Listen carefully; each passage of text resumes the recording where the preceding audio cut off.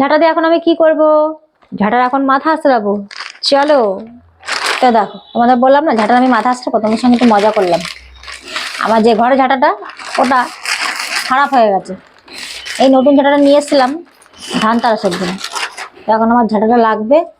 তো এখন ঝাঁটাটা আমি মাথা আঁচড়াবো কেন বললাম তোমরা দেখো। লাগবে আমার একটা চিরুনি।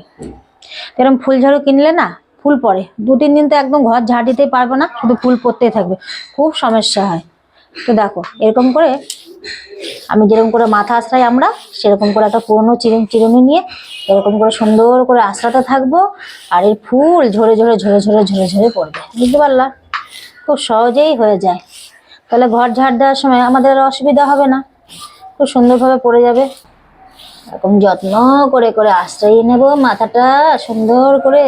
চুলগুলো কত সুন্দর বাবা, এই দেখেছো কত সুন্দর করে ফুলগুলো পড়ে যাচ্ছে, খুব সহজেই পড়ে যায়। দাঁড়া তোমাদেরকে দেখাচ্ছি কতটা ফুল পড়ছে। এগুলো খুব সমস্যা হয়, ঘরে ঝাড় দিতে গেলে খুব পরিমাণে পড়ে। যখন নতুন নিয়ে আসি 2-3 দিন ঘর থেকে ছাড়তেই চায় না, আমাদের চিন্তা থাকে কি করে করব। 2-1 এরকম চুল ছিঁড়ে যেতেই পারে, আমাদের তো মাথা আঁচড়াতে গেলে চুল ছিঁড়ে যায়, তাই না? তো দেখো এইভাবে আমি আঁচড়ে নিচ্ছি আর সব ফুলগুলো খুব সহজেই পড়ে যাচ্ছে। আমার বন্ধুরা, যদি কোনো বন্ধুরা না জেনে থাকো, সবাই জেনে যাবে, এটা দিয়ে করতে পারবে। একটা টিপস তোমাদের সঙ্গে শেয়ার করলাম। খুব সহজে সবারই ঝাঁটা লাগে, আমার আবার বেশি লাগে। আমি আবার ঝাঁটিতে খুব ভালোবাসি, খুব পছন্দের একটা কাজ ঝাড় দেওয়া।